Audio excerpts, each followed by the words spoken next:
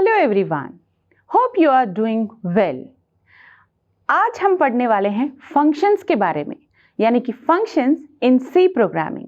Functions को हम सी programming में कैसे इम्प्लीमेंट करते हैं।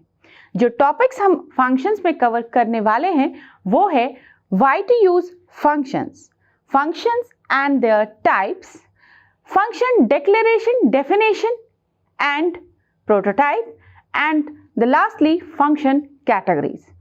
जब भी हम फंक्शंस की बात करते हैं तो आपके माइंड में क्या आता है कि फंक्शन किस लिए यूज होता है। तो सबसे पहले हम ये देखेंगे कि सी प्रोग्रामिंग में हम फंक्शंस क्यों यूज करते हैं।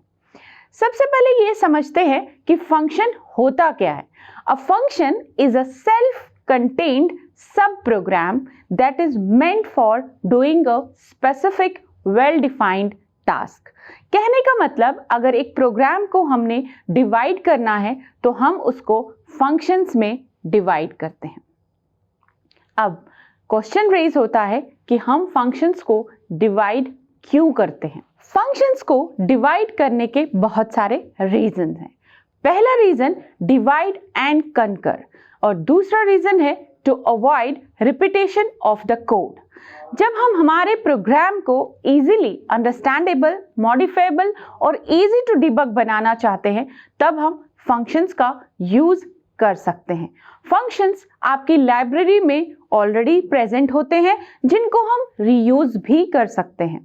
तो ये तो फंक्शंस को क्यों यूज करते हैं हमने समझा, यानी कि आपका फंक्शन जो है जब भी बनेगा वो आपके प्रोग्राम को, आपके कोड को क्लियर और इजी टू डिबग करने में हेल्प करने वाला है।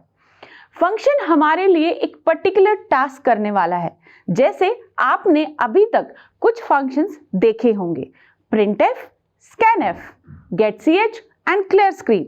ये वो फंक्शंस हैं जो कि इनबिल्ट हैं, जो हमने नहीं बनाए हैं, यूजर ने नहीं बनाए। आज जो हम पढ़ने वाले हैं जिसमें हम यूजर यानी कि हम एक फंक्शन बनाएंगे और उसका डेफिनेशन भी हम खुद से देंगे।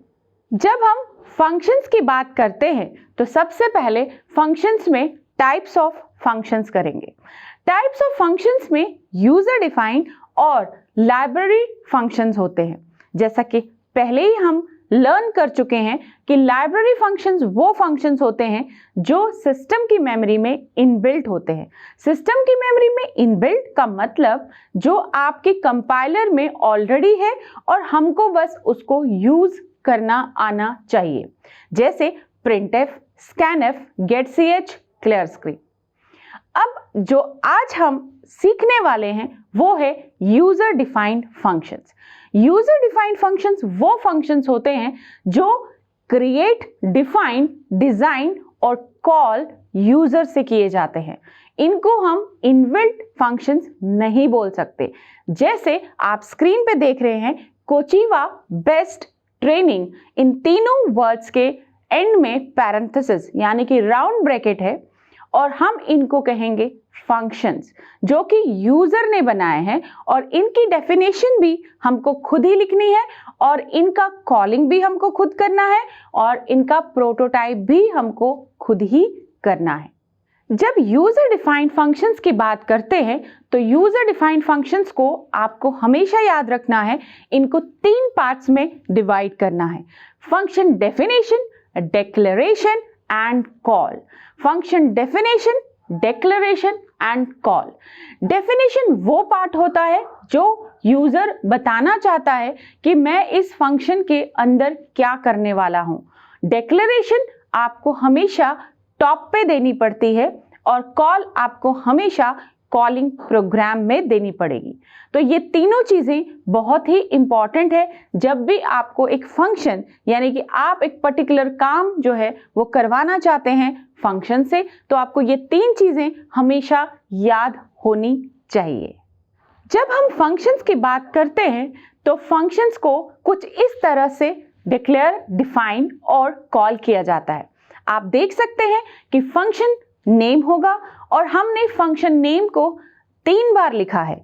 एक जो मेन के अंदर है उसको हम कहते हैं फंक्शन कॉल, यानी कि जब भी आपको फंक्शन को कॉल कराना है तो आपको मेन में ही लिखना पड़ेगा और उसको टर्मिनेट करना पड़ेगा सेमीकोलन से, और जब आपको डिफाइन करना है वो हमेशा मेन के आउटसाइड होगा। चलिए नेक्स्ट है फंक्शन डेफिनेशन, जो आपने मेन के आउटसाइड की हुई है। अब फंक्शन प्रोटोटाइप की बात करें या डेक्लेरेशन की बात करें तो वो हमेशा टॉप पे होगी। ये डिपेंड करता है आपके एडिटर पे कि वो आपको फंक्शन प्रोटोटाइप मांग रहा है या नहीं। अगर तो आपके जो भी आप एडिटर यूज करते हैं उस एडिटर में प्रोटोटाइप का एरर आता है तो आप टॉप पे आपके फंक्शन डेफिनेशन की हेडर लाइन को एज इट इज लिखेंगे और उसके एंड में आप सेमीकोलन डालने वाले हैं। जब आप ये सब करेंगे प्रॉपरली तो आपका कोड जो है फंक्शंस के साथ में रन होगा। तो चलिए कुछ प्रैक्टिकल एग्जांपल्स के साथ हम फंक्शंस को देखते हैं।